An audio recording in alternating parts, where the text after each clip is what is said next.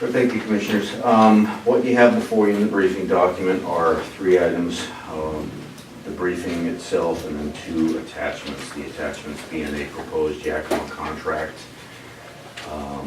for outsourcing needs. The other is a proposal for an EHM program that was researched.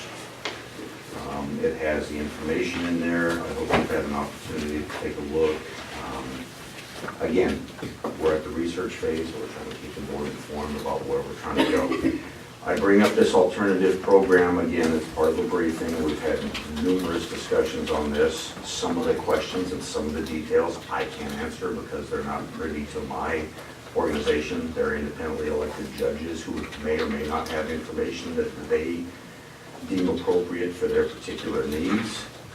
But as to form, we're here again trying to say if we're to move forward to try and alleviate the overcrowding in the jail going forward, to try and minimize the amount of beds we have to use for outsourcing, we would encourage the board to try and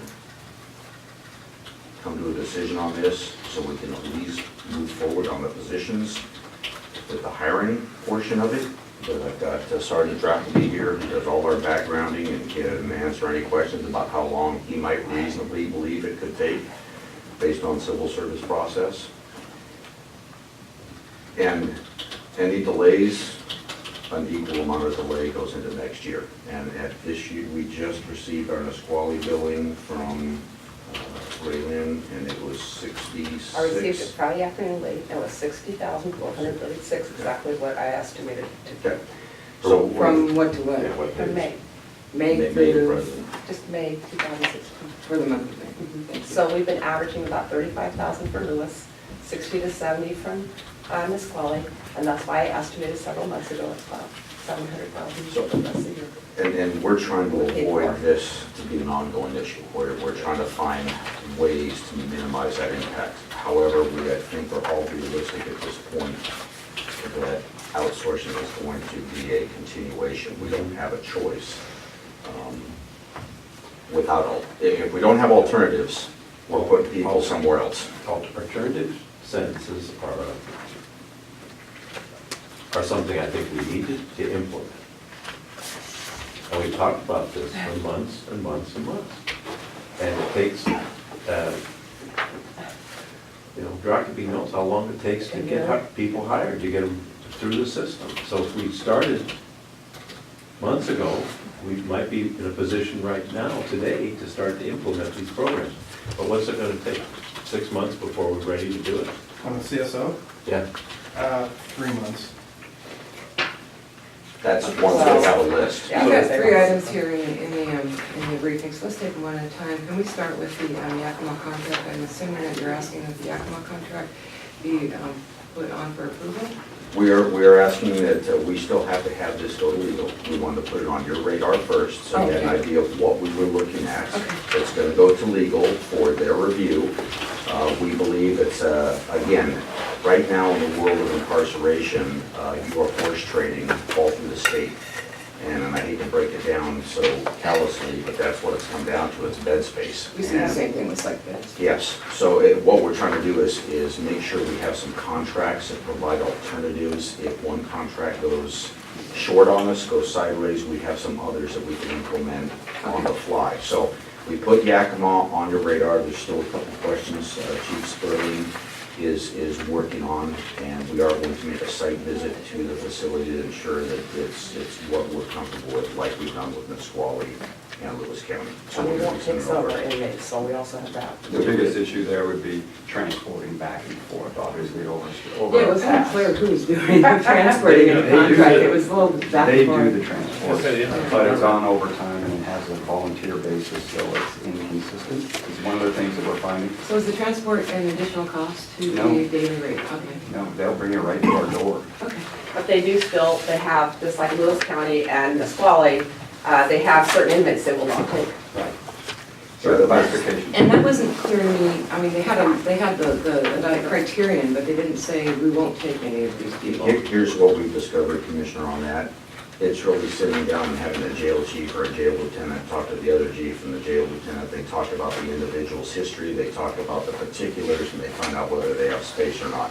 These are blanket or generalized conditions, but chiefs, just like law enforcement people, can call somebody up and say, here's the circumstance we're in, here's the individual background on this person, and if they have the facility or the space, a lot of times they'll take them in. Clearly, they won't take your high-tier homicide suspects, they won't take your very violent offenders who are in there. So, I mean, they narrow it down, but some of the other things, there's some room to move. And did I also see that they don't take women? That will be dependent on how much space they have. There was a line in here about not taking. The premium right now, and it's in every facility, is most facilities are built with small numbers of female capacity, and most of those facilities find themselves at or slightly over capacity, so to open it up to females is problematic because most places don't have space from day to day. And we've been still over on our, even with all these different outsourced contracts and outsourcing, we still have been over our daily count quite frequently. Most of the time, actually. So, Yeah, no women are housed at the Yakima County Correctional Center, so there's never going to be an assumption. not that on they will that take one, women. not on Okay, that one. thank you. That's This what I was quality- looking for clarification on that. I wasn't quite clear. Thank you. So no women will go to the Yakima one. Okay. Okay, any other questions about the Yakima contract? Then can we go to the other information regarding the EHM? And Lieutenant Caston is not here today due to a family situation, but she is the one that did all the research. She gave us all the details that she has for you, but I think what it does is delineate the cost per days, where we're at, the scope of work is described in there, some provisions, and this was one of many EHM providers out there. But this one here, you can see that it's typically a $4 a day for the active GPS, radio frequency cellular price is a $275 a day per unit, and then the radio frequency landline is So we add all $1.75. three of these up for the daily charge. It depends on what they're on, depends on the conditions of the sentencing. So one might be on an active GPS, somebody else who's working and has a lesser charge might be on one or the other. So it could be any one of those three. And that determination is made by who? The classifications in the courts. So the courts will make that decision of what level of EHM? Yes, that's typically how it's done. And the inmate can be charged. Yes, if the inmate can show that they have the ability to pay, for example, if they do have a job, and they place them on one of these programs, then the inmate can pay for that cost. If they're indigent, then the courts will consider that issue, and we may end up having to pay that. But that, compared to an incarceration rate, is a considerable And savings. we did a few in 2014. So one of the issues that, okay. So are you just, this is just for information? Yeah, again, it's So for you're your asking information, to give you some information about what an EHM program might look like, what the costs are, to give you some background about what it is we're trying to develop here. You'll find out that most programs will have very similar language and capabilities, but we want to give you an opportunity to read through this, to answer any detailed questions you might have on those. Commissioner, at budget time, we may want to talk about whether or not to set a little bit of money aside to handle these folks that can't afford it. Because if you remember, the judge made it clear that if she feels they can't afford it, she doesn't even work them through the process. And it would be beneficial for us to have some type of program where the judge can put a minute. And this way we save money on both ends, especially if the judge feels that they'd be better off not being in jail. She just doesn't give them that option if she feels it's a strain on the money. So. Right. And I think Last that's, year, I think we talked 50 grand or something like that, or 45. 35,000, and we did budget that much amount of money. And, had budgeted in the juvenile detention since they were gearing up for an EHM program too, but they would cover themselves. That hasn't come to fruition, unfortunately. the issue for us, I think it's prudent to have that money set aside for those that are proven to be indigent, can't afford it. Our position as a policing agency, though, is in order to continue to try and reduce crime and do what we've been doing, is not return to the days where we have caps on the jails, where warrants are not being served, where the judges cannot place people into Okay, custody. so- That's where we're trying to go with Okay, this. I understand that. Let's talk, So what you just mentioned, Unfortunately, you The said, 25,000 to have been budgeted over at the juvenile detention, they were looking at a program called Case Pro? oh, Code, what was it called? Do you recall, anybody? Anybody in IT here? And they had identified a $4 a day system that they were thinking about using as well. And so then it came clear to us that we weren't using EHM because, more prolifically, because the inmates couldn't afford it. Identified that if we could put some money aside and test out an EHM alternative, then perhaps we could see a reduction in jail sentencing. Commissioner, another thing that came up, if you remember though, was, which I hadn't seen here, was the cost of hookup. Remember, that was what was stopping quite a few because it cost them so much for initial. Is that in here? I didn't see it. well, all these barriers come up to implementing something. It just, it amazes me. I mean, I'll be long gone after, before we ever have electronic home monitoring. I've been here 12 years as a commissioner. Each time I bring it, I keep advocating for it. Why can't we move forward? It's not, to use the word unfortunately, that just says you're lucky or you're not lucky. What's it have to do with luck? Why can't we implement something? I'm sorry to be so obstinate and maybe rubbing people the wrong way on Monday morning, but we've got to implement some of these things. Because this is costing us too much money. We've got to find the alternatives. It seems like the courts are agreeing. We've had multiple meetings about this. Well, unless you attended a meeting I didn't, the courts are not all in agreement. So I did meet with Judge Meadows. She had been on vacation when you brought this up to us, and it was very, very difficult for me to get time with her. And I did finally get a last-minute meeting on Friday afternoon with Judge Meadows. She is very concerned, number one, that the county or a governmental entity would have the authority over the EHM monitoring. She's very concerned that in the past they did not get reports back to the judge about the adherence to the monitoring, and so felt like if it was somebody that was one of our governmental authorities here in the county, then we could get some better testing or some better reporting back to the judge. She's very concerned that we have one EH program across the county. There's a very robust program supposedly in the probation office. So would whoever, if the sheriff's office took on an EHM program, would it also encompass those in the probation? And is the sheriff's office prepared to take on the added workload of EHM monitoring? Wouldn't it reduce the load in the probation department?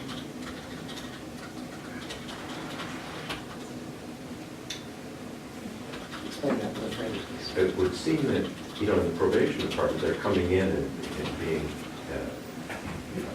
counseled and talked to. The home monitoring, it seems like, again, it would be an alternative which would reduce our costs. Or she's getting paid for probation. I think we have to define what is probation, who is on probation versus who is doing their sentencing on EHM in lieu of in the facility. Probation is somebody that's a post-sentence. But what she's saying is that there should be one EHM program in the county, not multiple. And I don't agree with that. And so there is the disagreement piece that we've been trying to ask for a hammering out. And yes, it is unfortunate that we have not had a meeting of people Unfortunate means together luck. here. There's no luck in this. And so we have not had all the judges here for this discussion. She said she agreed to the concept, but not to an actual program because she hadn't seen the program outlined. The 15 to 20 inmates that you had identified as potentially being eligible, she was very interested in how that was determined, how you identified that. Were they felonies, were they misdemeanors? And It was based on our population inside the jail of those people at lower levels of time being served, that alternatives is a mechanism to be used in lieu of the actual people sitting in the jail right now. do you know if they were misdemeanors or felons? We only did gross misdemeanors and below. We didn't do felons. Okay. So then she had a concern about, she felt that the decision, the RCW that was brought forward to us as an authorization was for felons. And it was the I can't remember the name, the 1981 Act about sentencing That alternatives. has to do with the early release conditions that the Superior Court's judges brought to us, that there is an RCW that allows for early release based on good time credits, and they could do the remainder of their early release on a VHM program. Okay. So there are some ways to do it, so I think I. So I'd asked her specifically, can you show me some statutory authority for district court for the same type of alternatives? And unfortunately, the state law is not real clear. She said they kind of have to put together different options based on their reading of the law. And she came up with a few of them, but she didn't have a lot of time to work on that. Therein lies our dilemma, Commissioner, with regards to working out details, is you have judges finding it difficult to extrapolate exactly what it is they can or cannot do. What she had said to me that I thought was very, very key was that she believed that the request for early release should come from either the prosecutor or the defense attorneys. That's across the state, jail chiefs and lieutenants and administrators are granted that ability to go to the prosecutor and/or the judges. If an inmate is eligible for that, then it's the jail chief. It comes down to population management. This is all this is. It's population management, and we find ourselves behind other counties. Now, other counties have different entities doing these programs. We came as a possible solution to put it into a one-stop coordinated effort to alleviate the outsourcing costs that we have and future management of our population going forward. Are all the details able to be hammered out exactly at this point? No, and I think the judge's conversation illustrates the problems we have. There's a lot of unknown variables that can't be determined. My situation on this is we have a program that's potentially viable. If Jason Drackelby gets the list from the civil service, it's going to take us 3 to 4 months to hammer out eligible FTEs to fill these positions. During that 3 to 4 months, we would be working with the partners in this program to hammer out some of these details. To say that we haven't done EHM before, we have. We ran EHM out of the jail before on a very limited and small case basis. What we're trying to do is based on the population needs and the growth anticipated in the next 3 to 5 years of that facility is to have a more aggressive program that is capable of dealing with those Right, things. and it's not just population management, it's also kind of the functions of the judge and the prosecutor as well, of their role in criminal justice and making sure that justice is being served. So, you know, that is the added advantage of population management, but without these types of questions answered, it just makes it clear that there needs to be a full program. Now, I understand the need to go out and hire, and I would defer to the other two commissioners at this level because I'm becoming more familiar about the outstanding questions in the design of the program. And so we'll continue to keep moving towards that, designing a program, or we've got the buy-in from the prosecutor, from our both district court and superior judges of how this would look. Because one of the questions that she said, you need to go to superior court and say, how is this proposal any different than what they're doing now at the superior court level, since they have a more defined program than district court does. And she did request, you know, she did suggest that there be a more thorough analysis about the jail population, because she also said that so many times she would give them an alternative to sentencing or serving time if their history, their past criminal history warranted. So many times, many of the people that are sitting in the jail are there because they have not met the other alternatives in the past. That she will give those alternatives more times often than not. But when you have somebody that just isn't adhering to the to whatever the rules are or whatnot, then she would just go ahead and ask for jail time. So I would defer to the other two gentlemen on this particular one, but I would prefer to see something more laid out where there was a discussion with, or at least a proposal that was jointly developed by Sheriff's Office, Prosecutor, Defense Office, District Court, and Superior Court, but I understand the expediency needs too on the hiring. Madam Chair. the things that are being said here make sense. The way it's usually set up is you guys have control of how to handle your population. At the end of a certain point, you're able to move them out. At the same time, you know, it's clear where the judge is standing. She thinks that she does have control of how she sentences. And she does not want that to be walked over by a decision at the sheriff's department. There's got to be a way we can just come to an agreement where you have a final say with her. I know that's not comfortable, but at least get it done. I think herein lies part of the confusion.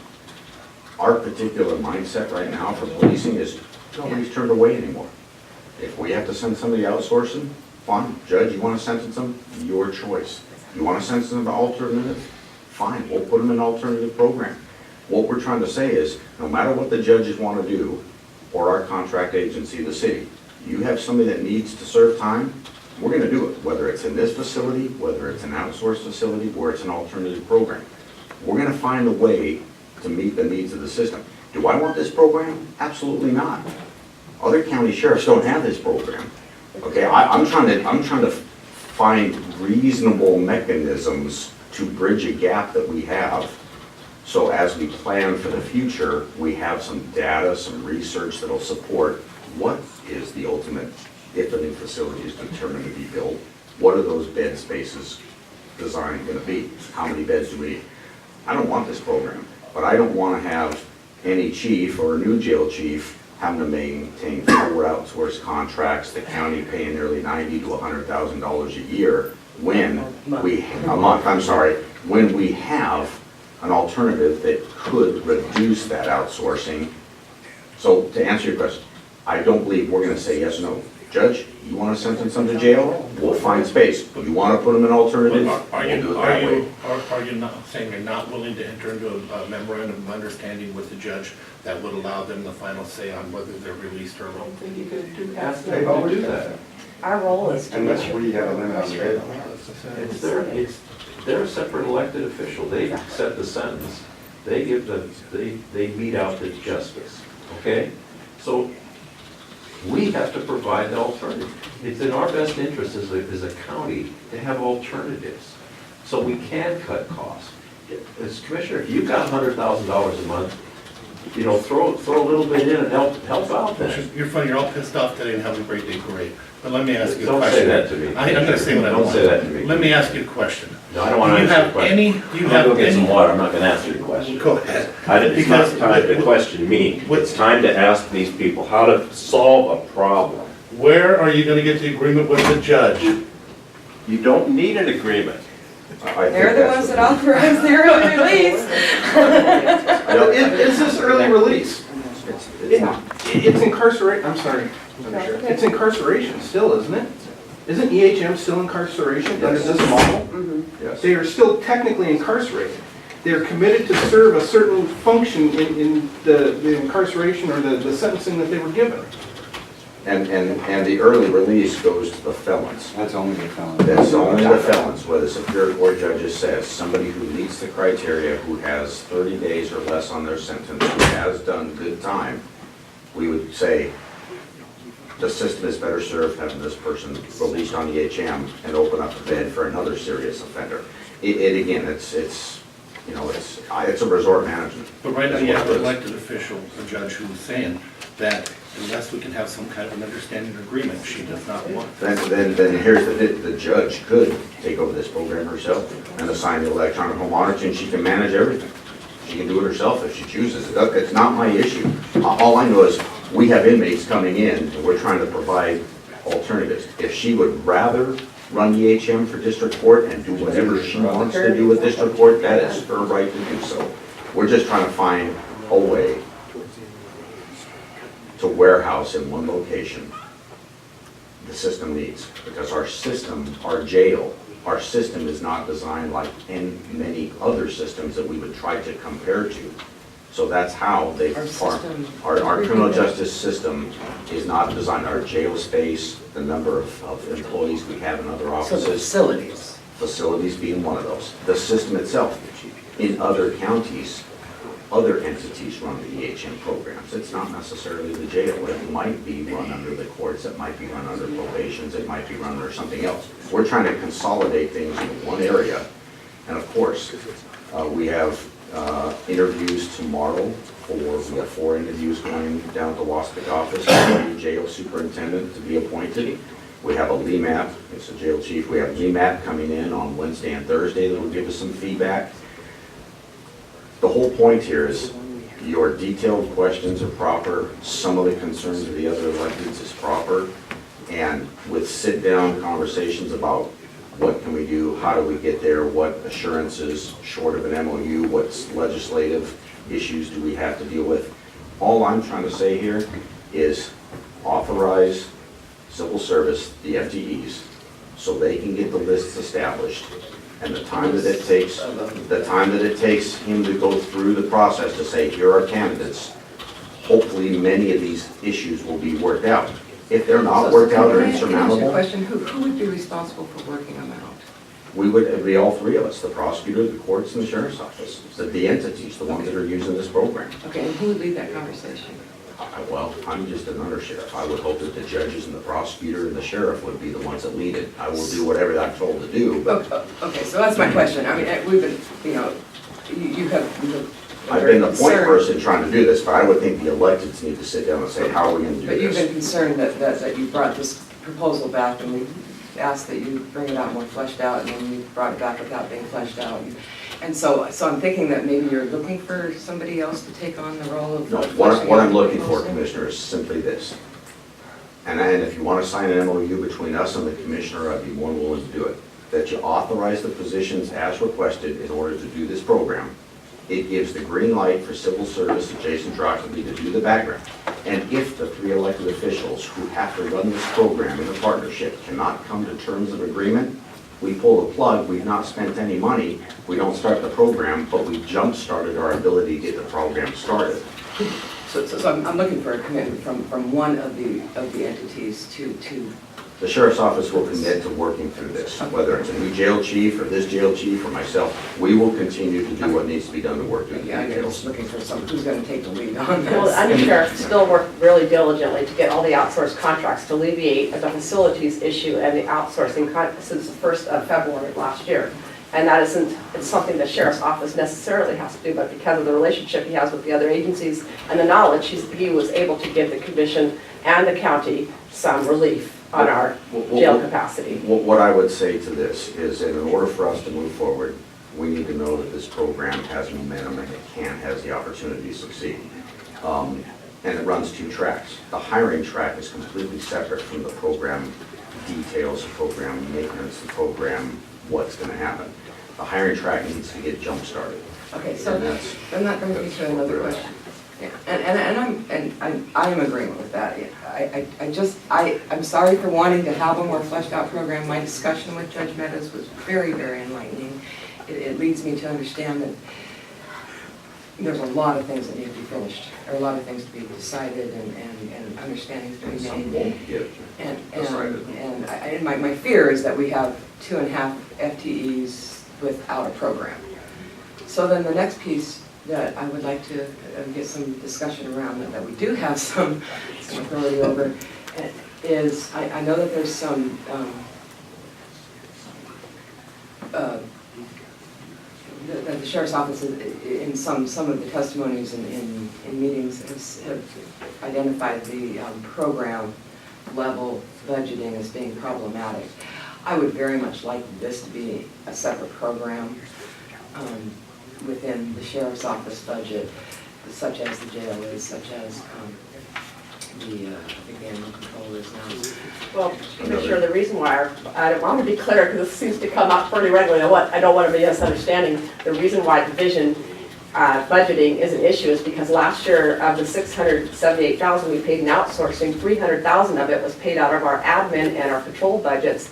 And our traffic policing unit that spent $1.5 million, it was adopted at 1.2, and now patrol has been over the benchmark every single month of this year because of overtime and other things that were paid out of traffic before. So I just want to, we're just trying to be upfront about how we're having. Okay, so let me finish. And other than Let me like finish this my one. request. can we please put this in a separate? Of course. Thank you. Madam Chair, I want to make clear, without a doubt, from the very beginning, I've been supportive of going forward with this electronic home monitoring. We already do it, but we don't do it very much because, as I said before, the judge had issue with it, finding a way to get people to be able to afford it. She feels if it's a stretch, she doesn't even put them on it because it costs so much initially. It makes sense to be able to have an early release if the population is there, they're not a threatening person. The people that are working with them within the jails see that this is better for them and everybody else, it makes sense. But at the same time, we need to make sure that the judges are on board with it, or else there's going to be other issues we deal with later. There's just no way around it. So being able to sit down and come to an agreement with them, I think is extremely important. But without a doubt, I believe that we're supposed to move forward with this, and we should move forward. We've been saying that from the very beginning. But I know we've just asked that somewhere there be an agreement between you guys.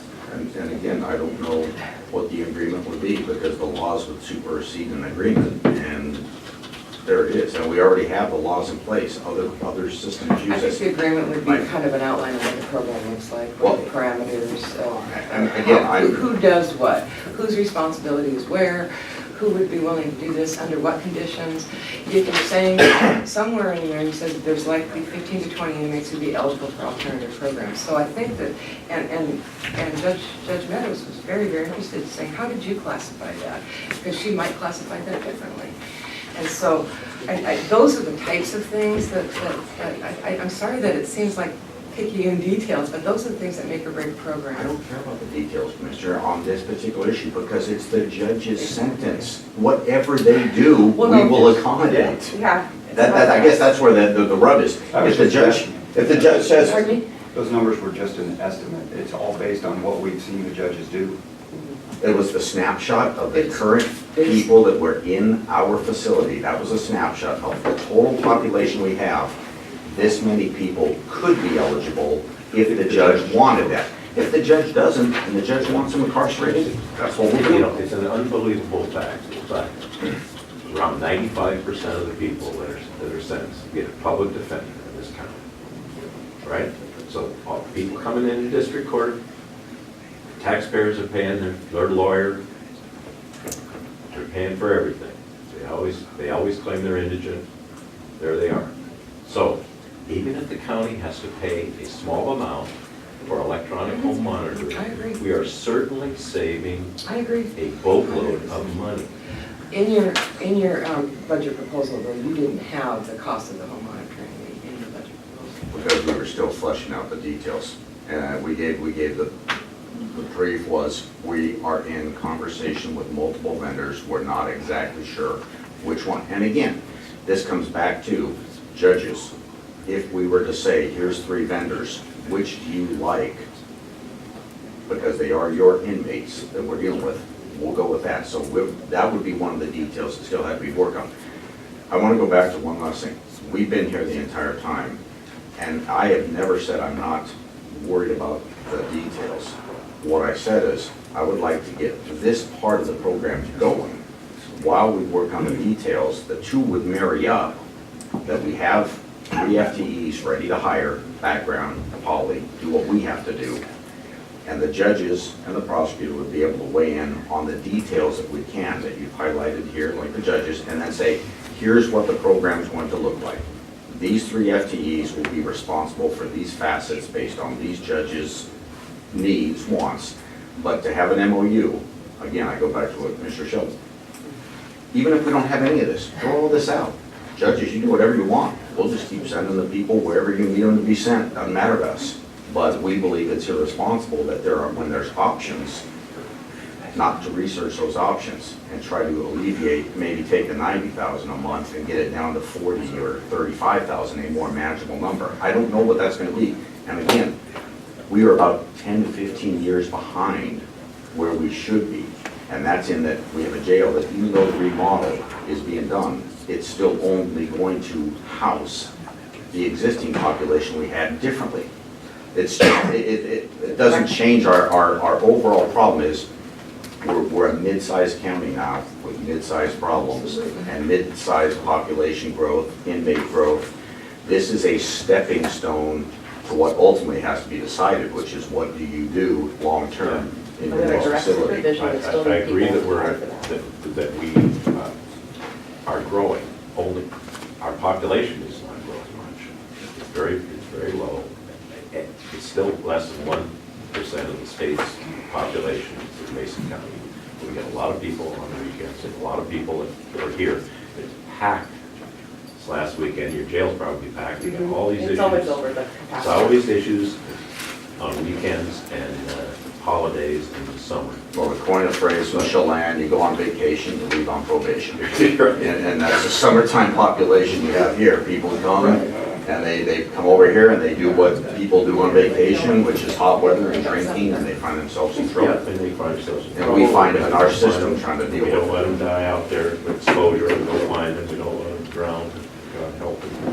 And we have So- a direct but- supervision unit, we still need to get staff hired. to But the do- problem is too, is money. I mean, our sales taxes, you'd think would be up, they're not, they're way down. And our employment is way Oh, down. this program is. So, I'm sorry. Year is Okay. I'm sorry, I just wanted to say something if you were listening or not, or I guess you guys are talking, so. That our sales tax is Maybe I'll- down? Yeah. Our Yeah, sales tax is and down. is down, our Mhm. employment is down, so we Mhm. gotta prioritize some things and look for some savings. Mhm. And I think this program gets us some savings, and if we don't implement it, if we don't begin this hiring process, the screening, it'll just be kicked out, can be kicked down the road again. And I can tell you, and you can mark the tape time on today's conversation, that if in fact the details with the prosecutor and the judges cannot be worked out satisfactorily, that we will not do a conditional offer to any employee until said time that that's done. But we've got to have lists to be able to hire, because there's some, once we hire them, there's some training that has to be done, access, clearance, and other issues. So we need that window of opportunity to get them on board. But if it came down to the judges, whether it's district, superior court, the prosecutor, or any other entity, the commission itself, indigent defense, if it comes to the point that this is a non-starter for X, Y, or Z reason, then we don't hire the positions. But at least we're in a position, and the classifications of positions that we've recommended are positions that we already have to have filled in our agency, so we need eligibility lists anyway. So what we're trying to do is just accelerate the ability to get this thing implemented. Okay, so the big question right now is we are having a supplemental budget request hearing. Commissioner, you're okay with $135,054 to be added to the sheriff's budget, supplemental budget request that has 2.5 FTEs. With the bow wave of 158,000, 959,000, Well, you just gotta, on the salary level. for the and you gotta weigh 2017 that, year. I'm spending over $100,000 a month in outsourcing. Right, but I'm just. That would be these for are the next year's details. total, right, Commissioner? Next year's total budget, we're 100, that's for a That's fully, just on the salaries. that's a full year burden. Yeah. Okay, if I was looking for the remainder of this year, I'm looking at 3 months. Yeah, I was gonna say that the number should be for what you asked for on the supplemental. Well, because it's I 3 months. understand that, but I'm just using the numbers that you put. That's a in. 6 That was month, when we that's a put it 6 Right, month. and that's six, and we understood that it was gonna be reduced by a number of months. We asked that it be brought to us for the supplemental that broke down into the 3-month period. to show Yeah, the I remember the debate we had You last don't time. have it with you already by chance, do you? No, not sure. Basically, if you cut the wages on the 6-month proposal in half, you got your 3 months, but the computers and the other equipment support they need, that's gonna remain the same. The other aspect of still adding the 2.5 FTEs and the bow wave is still accurate. Are you comfortable with that, Commissioner? Put it on the agenda. Just get up there and talk about it. I'm not gonna make a decision right here, because you can't make a decision sitting here. But if you want to put it on the agenda for a supplemental budget, put it up, and we'll get up here and we'll talk about it. You can ask me all the questions you want up there. Commissioner, are you? I'm okay with that. It actually already is. For the hearing? Yeah. Okay. We don't actually have to have an action, it's already on there, we had that put on the last one. Whatever we had to put on. So, just so I'm clear, I can go back and report that what will be on the hearing is the positions to be approved, so we can start at least the civil service, then we, And the office supplies, correct? Correct. okay, Yeah, all right, but the supplemental into the budget for those. correct. I don't think the van is. Oh, the van. Yeah, is in the budget supplemental. And you say it'll be reimbursed? That's the DOE van that we have reimbursable, so the DOE van would go to litter crew, and the other van that we just purchased through the additional savings in the R&R would be slid over to the community service program. So that's not an extra I cost. thought that was for the jail. Yeah, but these programs would also use those For vans, transport because you and have for the weekends and other CSO. things, exactly. So it'd be double duty on the van. Correct. So it's not an extra cost. It would be the upfront cost of the van, then would be reimbursable Okay, by DOE. that's where I'm in the Has it been supplemental. passed? But it hasn't been, Well, it's gonna be renewed. Yeah, we're still working on the existing grant, but it's gonna be renewed again. but you know for sure that the van's in piece and it is. The van is still in the existing grant that we have right now. Oh, okay, Yeah. okay, good.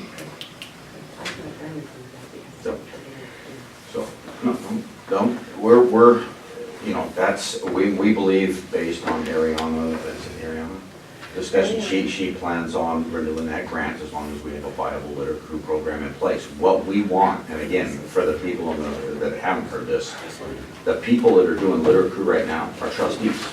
Okay, these are the inmate workers who are supposed to be actually cleaning up the jail, serving food, doing several other things within our facility, not out picking up garbage. What we're hoping that the judges will utilize is people in lieu of sentencing, they go out and do litter crew.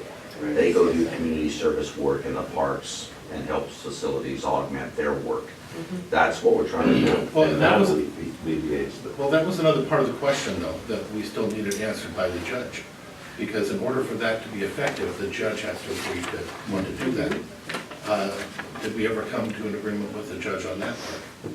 The judge has to agree to To place what? this person into an alternative program. Into that type of alternative program, because that was another discussion that we hadn't quite vetted out. I think the judge can say, since you have a job, you'll be on the HM. Since you don't have a job, you're gonna go clean up the park. Since you don't have a job, you're gonna go pick up One of- one of- garbage. Yeah. Yeah, one of the things that in my discussion with Isn't Judge Meadows was that, when they did have a community service option, they were tasked to go to a nonprofit organization, get a sign off that they worked a certain number of hours. She said there was a lot of fraud in that, so if it was county work, you know, That's where your then you'd have less fraud. CSO would check the inmate in, they'd verify that work was done either on litter or community service, then they'd check them out at the end of So all that the day. was to say that I think that they're very much in So favor of this she's type more- of work. They just want, some, like you had indicated, more, It serves the public.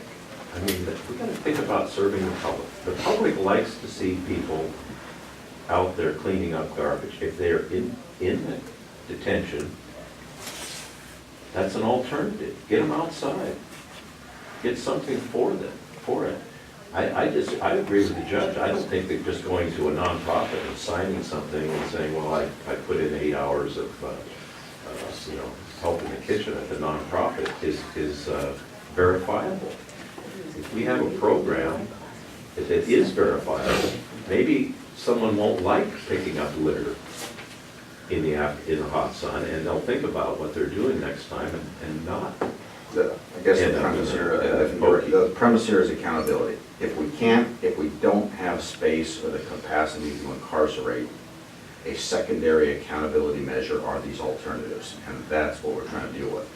Which goes back to, if you commit crimes in Mason County, you're gonna be held accountable in one way or another. If you have an outstanding warrant, you're gonna be arrested on that warrant, and you're gonna be held accountable in some way or another. And for years and years, we were not able to do those things. Since we've done the outsourcing, there's not a law enforcement officer that's refused the ability to arrest somebody if needed at this point. And I think there's a direct correlation with crime on that issue. So I just want to go on record as, before we close this one, that I am very much in favor of going to the voters on a bond for a new criminal justice facility. So just to put that one to rest, if there's anything that, just if that you have one commissioner who's very much in favor of that. It's a function of starting up the whole process. I know that the sheriff has said in the past, we've done plenty of studies, but they're old enough that I don't know how accurate they would still be. But whatever that needs to happen to do that, I just I'm willing to stand by it and support it. And I would say you have two. Well, that would be helpful, and I know that the new jail chief, whomever that appointment will be, will probably come come in here and have to run with a lot of these programs, and they will take in and deal with those things. It might be a familiar face that you've seen before, it might not, we don't know. We're gonna take the appointments. We have the committee is composed of a retired jail chief, a current jail chief, a former administrator in the state of Washington, and they're doing informal interviews tomorrow. Then they'll marry that information up with the lead map that is being done in the facility, and the sheriff will make his appointment based on the needs of that facility for that reason. And that person will be here talking about many of these issues and working on those Can you needs. remind me what BMAP is? It's the administrative program that comes in, where WASPIC comes in and they do an administrative assessment of that program. Ryan, would you like to explain a little more? Executive management program, they'll come in and basically. Oh, just kind of a review. Comes in and audits. They interview people and they take a look and make recommendations. When all of our policies, all of our evacuation procedures So that that are. could be part of our little needs map for the, Absolutely. our future facility. It's going to be very helpful. What we believe is, and that gives the roadmap to the accreditation that the jail will be going through, because we are going through accreditation. Well, the lieutenant's already started on all the lexical policies to become an accredited agency through WASPIC. So this will help us, give us a jump start on that issue as well. So that's what you're going to see. So to answer your question, you may be briefing more frequently with another jail chief. He'll be returning to the North Precinct, and we're going to do what we need to do. I tried to direct somebody to you for that very thing, and I'm not there anymore. Yeah, there is a dose of reality to all this,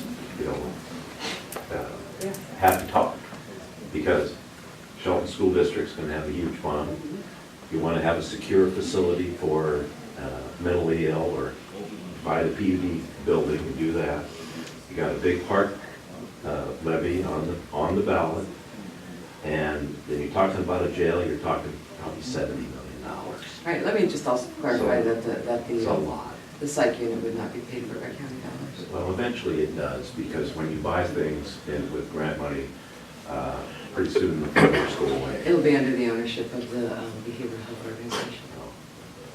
And there are several other options that we could look at. We've been talking about this for several years. We have that other tax that the people, go out to the people, see if they want to, and utilize that for building a jail, for bonding out. Plus, we can look at bonding ourselves out per jail. There's other options to look at. And Skagit has a pretty interesting model too, using the sales tax, criminal justice sales tax, where the cities vow to put in some funds, their portion of the sales tax to pay for the facility that alleviated them from having a per day bed charge for the municipal. In lieu of the contract. Right, I thought that was a very interesting model. Plus, we have the option of It's one city. Administrative time too. Yeah.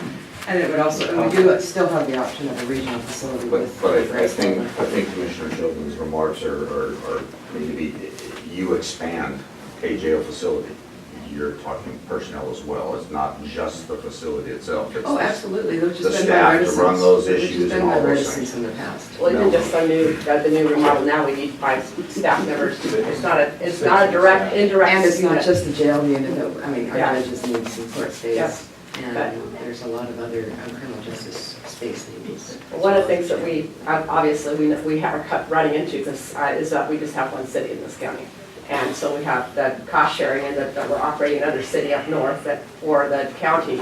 But I wanted to be really clear on you're right, on any grants you get, there are matching, that's like voting. That's why we keep asking for matching monies that we don't. Litter's the same way. We got the grant awarded, because you asked about that, but the person we have doing that has come back out of retirement, but we have not received any money to facilitate that program. We're using trustees that should be doing things in the jail, and a retired CSO, and we are also using money that we're generating through classes that were not DUI classes, and that the amount of grant that we get for that program is like $20,000 a year. So I just wanted to go on the record, yes, we did get an award for the band if we continue to do it, that we can be reimbursed for, but it's not, that's a one-time thing, that's what the amount went up substantially. Okay. So, Anything else then? We're 40 minutes over time. Thank you very much. Thank you.